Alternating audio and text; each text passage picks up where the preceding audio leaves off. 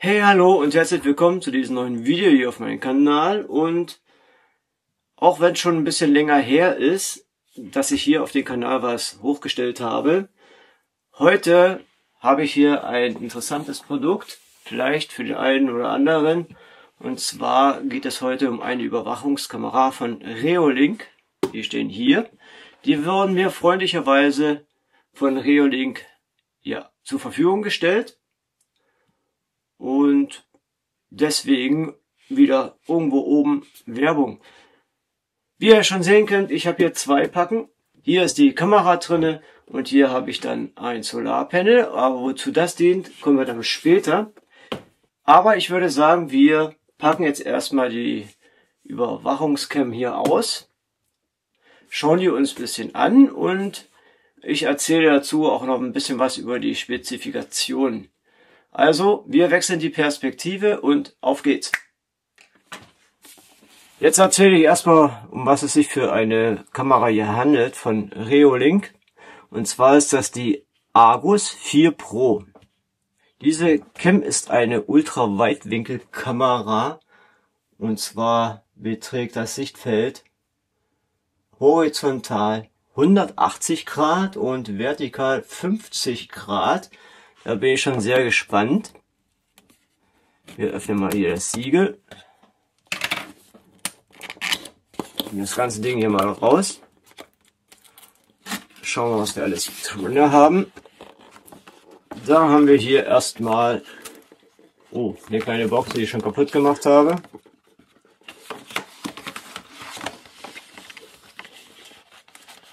Hier sind ein paar Stickers. 24 Stunden Videoüberwachung. Dann haben wir hier auch eine Instruktion, also eine Anleitung in Englisch, Deutsch, Französisch, Italienisch und Spanisch. Ja, dann noch irgendwelche Garantiebestimmungen hier. Ein bisschen Werbung muss natürlich auch sein. Dann haben wir jetzt hier noch eine kleine Box drin. Oh, klein ist gut. Und da drinnen befindet sich ein Gurt. Okay. Also ein Befestigungsgurt. Schraubendübel und generell das ganze Befestigungssystem hier. Hier ist auch die Halterung für die Kamera oder für die Cam. Dann ein Kabel zum Laden. Normales USB auf USB-C. Das war es auch gewesen, also weg damit. Und jetzt kommen wir zur Kamera. Alles schön eingepackt, das muss man sagen, muss ich lassen. Und hier ist sie. Hier ist das gute Stück. Oh, hat ordentlich was in der Hand. Also es ist nicht so hier leichtfüßiges Plastik oder so. Und mal ganz im Ernst, Leute. Erinnert euch das nicht an E.T.? Wie ich sehe, hier haben wir LEDs verbaut. Für Licht. Ein Sensor haben wir hier.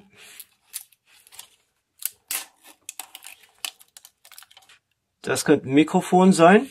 Dann haben wir hier drunter den Bewegungssensor sitzen. Hopp. Und dann haben wir hier natürlich dann auch noch das Fach für eine Micro-SD-Karte.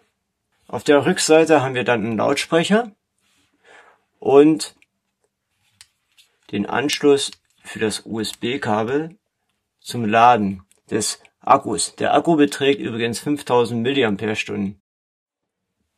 So, bevor wir jetzt die Überwachungskamera hier anbringen können, um die zu testen, müssen wir die natürlich noch einrichten. Und das geschieht über eine App, die es für iOS und für Android gibt. Interessanterweise habe ich hier auf der Webseite gefunden unter Software PC, Windows, macOS, Smartphone, iPhone, Android. Das finde ich immer interessant, das werden wir mal ausprobieren. Im Übrigen benutzt sie hier Wi-Fi 6 und funkt in 2,4 Hertz und in 5 GHz Bereich, was ganz nice ist. So gibt's auch schnellere Übertragung. Die Auflösung habe ich noch gar nicht gesagt. Die Auflösung beträgt 5120 mal 1440 und die Kameras sind dann 8 Megapixel. Das heißt, das wäre also UHD-Auflösung und ihre Stärken soll die Kamera haben in der Nacht. Da soll es also ein wunderschönes Farbbild geben. Das werden wir natürlich auch testen und ich werde das hier auch zeigen, ob das wirklich so ist. Ich würde sagen, jetzt laden wir erstmal hier die App. Reolink heißt die App. Gut, wir öffnen jetzt die App. Möchte Mitteilung senden. Ja, können wir ruhig mal machen. Das will ich nicht. Die AGBs müssen wir zustimmen, sonst geht das ganze Ding nicht. Und da sind wir auch schon. Kein Gerät installiert, klicken Sie auf Plus. So, wir werden jetzt erstmal die Kamera anschalten. Dazu öffnen wir hier auf der Unterseite ja diesen Gummideckel, wo auch die SD-Karte reinkommt. Und drücken jetzt, ich glaube, 3 Sekunden hier drauf. Das ist der Power-Knopf. 2, 3. Jo, hier leuchtet's rot. Welcome to Reolink. Please install Reolink app and scan the QR code on the camera. Willkommen bei Reolink. Bitte Reolink App installieren und den QR-Code auf der Kamera scannen. Gut, dann machen wir das mal. Wir scannen das jetzt hier. Benvenuto a Reolink. So, jetzt müssen wir WLAN über Bluetooth konfigurieren. Welcome to Reolink. Please install Reolink app and scan the QR code on the camera. Willkommen bei Reolink. Bitte Reolink App installieren und den QR-Code. Okay, jetzt brauchen wir noch unser WLAN-Passwort und dann sollte das schon alles geschafft sein. So, jetzt müssen wir auch noch ein Passwort erstellen. Und weiter geht's. Argus Pro, ich denke mal, das lassen wir so, benenne ich jetzt erstmal nicht um. Nutzungshinweise, da bla bla. Nächster Schritt. Zugriff begrenzen. Gut, okay. Der Akku ist nicht ganz voll. Wir gucken hier mal drauf. Wechseln Sie Querformat, okay. Kommen die ganzen Hinweise. Okay, so sieht das jetzt gerade aus hier. Also man sieht schon meine Hand hier bewegen. Und jo. Es ist wirklich sehr weitwinklig. Ich weiß nicht, ob ihr das hier schon auf der Kamera sehen könnt.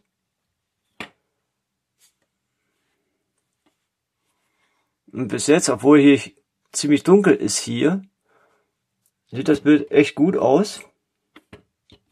Schauen wir uns mal die Bedienelemente an hier. Also wir haben jetzt hier eine Vollbild. Hier können wir einstellen, ob klar oder flüssig das Bild ist. Wir haben hier Videoaufzeichnung. Okay. Wir können Foto machen. Wir können hier die Lautstärke einstellen. Da können wir hier sprechen, hier unten. Erlauben. Oh, jetzt habe ich den Ton angemacht. Hallo. Hallo. Hallo. Hallo. Hallo. Also quasi auch eine Gegensprechanlage. Was haben wir hier oben noch? Das sieht aus wie Licht. Ja, hier haben wir Licht.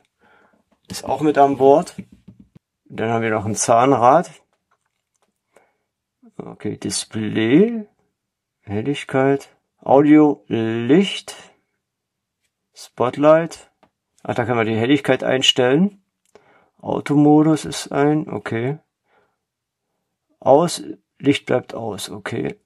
Also es soll ja auch glasklare Bilder geben mit der Cam, wenn kein Licht ist, also wenn es stockendfinster ist. Also eigentlich sind wir jetzt von der Sache her tatsächlich durch, so dass ich jetzt die Kamera installieren kann.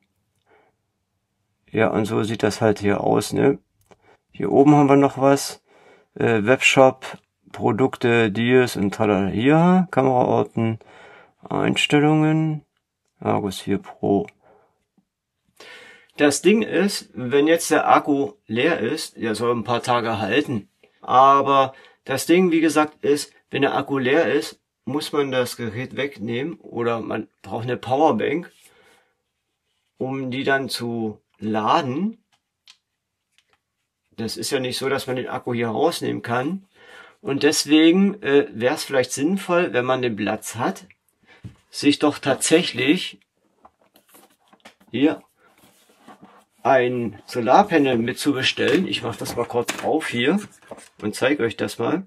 Ist auch wieder so ein Heftchen hier mit dabei. Und dann haben wir hier auch, und das ist wirklich mal toll, das ist ein relativ große Solarpaneele. Die sieht so aus. Ein ziemlich langes Kabel. Ich kann das ja mal aufmachen. Wie viele Meter das sind? Ja, das sind definitiv 2 Meter sind das. Wenn nicht sogar länger. Und dann haben wir noch anbei Halterung für das Panel. Ein Schaumstoffkleber. Eine Platte zum Befestigen. Hier sind nämlich 3 drin. Und auch wieder hier, falls man diese Kamera nicht unbedingt irgendwo anschrauben will, sondern zum Beispiel an einen Baum oder sowas, wieder so ein Befestigungsgurt und ein wetterfester Adapter hier. Das jetzt dazu. Natürlich sind die Schrauben hier und Dübel auch wieder mit dabei.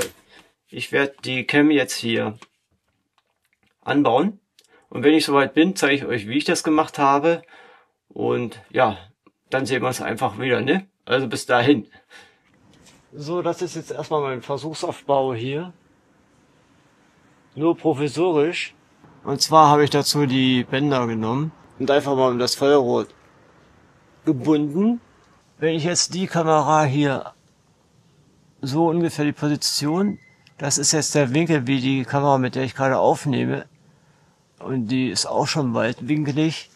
Zum Vergleich können wir dann natürlich auch gleich gucken, ja, wie weitwinklig denn das Bild von dieser Cam hier ist. Bin ich mal echt gespannt. Ich habe tatsächlich auch schon mir die Software runtergeladen für den Mac. Weil auf dem Display vom Handy ist das eigentlich Quatsch. Wer kennt ja mal gucken, ne? Solar ist auch mit dran schon. Und ist, obwohl das heute so grau ist, wird auch schon geladen.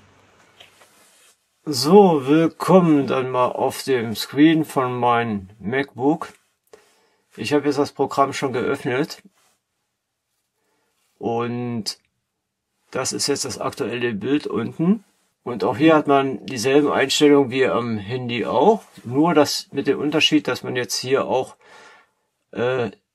aufzeichnen kann. Beziehungsweise er speichert das jetzt hier direkt dann quasi auf der Festplatte. Wie habe ich das gemacht? Ihr müsst euch das auf der Seite von reolink.com Software manuell, also ich mache schnell mal ganz kurz. Ne, das ist jetzt die Startseite, da geht ihr auf Hilfe und Herunterladen und App und Clint. So, bei mir wurde schon automatisch das System erkannt, also für iOS. Wie gesagt, gibt's auch für Windows. So, wenn man dies dann alles gemacht hat, muss man dann erstmal hier ein Gerät hinzufügen. Also ihr habt nicht gleich das Bild, so ist es nicht. Ne, geht auf Plus. Und dann habe ich die UID eingegeben. Und die UID, die findet ihr auf dem, wenn ihr jetzt hier auf Einstellungen geht und dann hier oben nochmal weiter drückt, da habt ihr dann alle Infos und auch die UID-Nummer, die ihr dann da oben in das Feld eingebt. Und schon wird dann das Gerät halt gefunden. Ich sprinte jetzt mal ganz kurz runter, damit ihr seht, dass sich da auch was tut. Es ist eine Live-Ansicht. Ich weiß nicht, ob man das erkennt hier auf dem Bild, aber hier hinten dieses Gras da, das bewegt sich im Wind. Ich gehe mal runter und dann können wir mal gucken. Und vielleicht haben wir auch ein bisschen Ton hier. Ja, wir gucken mal, ne? Ich gehe jetzt nochmal runter.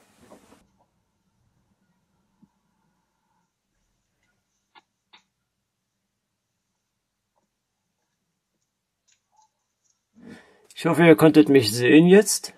Ja, ich denke mal, Man kann sich schon so eine Überwachungskamera gönnen. Ich finde allerdings das Bild auf so einem Smartphone mit so Ultraweitwinkel, ich meine, es ist zu erkennen, ja. Aber durch die, weiß ich auch nicht. Ich glaube, da macht ein größerer Monitor oder ein größerer Bildschirm mehr Sinn. Benachrichtigungen habe ich auch schon viele gekriegt. Zum Beispiel hier. Ne, die trudeln also auch rein. Das ist zuverlässig. Wenn man halt jetzt eine SD-Karte benutzt, wo dann die Bewegung, die erkannten Bewegungen aufgezeichnet werden. Und man erhält dann halt die Push-Nachricht und man dann da drauf geht auf die Benachrichtigung, dann kann man sich natürlich dann auch anschauen, was da gerade passiert ist. Ja, weil das halt auf einer SD-Karte gespeichert worden ist. Ich konnte es leider nicht machen, da ich gerade ich weiß auch nicht, ich habe hier keine rumfliegen, sonst hätte ich es gerne ausprobiert. An für sich ein schickes Teil, wie gesagt, sieht aus wie E.T. Für jemand, der eine Überwachungskamera sich sucht und einen großen Hof hat oder großen Garten, aber keine Möglichkeit hat, sich 500.000 Überwachungskameras hinzustellen, denke ich mal, ist diese von Reolink, die Argus 4 Pro, durchaus interessant, da sie halt mit 180 Grad einen riesen Bereich abdeckt. Jo, ich denke, ich werde jetzt noch die Aufnahmen einblenden, die ich bei Nacht gemacht habe. Also sprich, ich habe eine SD-Karte gefunden. Das glaube ich nicht. Und da könnt ihr euch dann selber einen Eindruck machen, wie gut da die auch bei Nacht die Aufnahmen sind, mit beziehungsweise auch ohne Licht. Damit werben die, dass auch bei Dunkelheit ein gestochenes, scharfes Bild kommt und vor allen Dingen auch in Farbe. Jo, da bin ich schon sehr gespannt und ja, wie gesagt, jetzt im Anschluss. Ich allerdings werde mich jetzt verabschieden und hoffe, dass das Video für euch interessant war und informativ. Und wenn dem so ist, würde ich mich über einen Daumen nach oben freuen. Abonniert meinen Kanal, wenn ihr das nicht schon habt. Und ich sage jetzt erstmal, Leute, macht's gut und wir sehen uns im nächsten Video hier auf meinem Kanal. Also dann, ciao.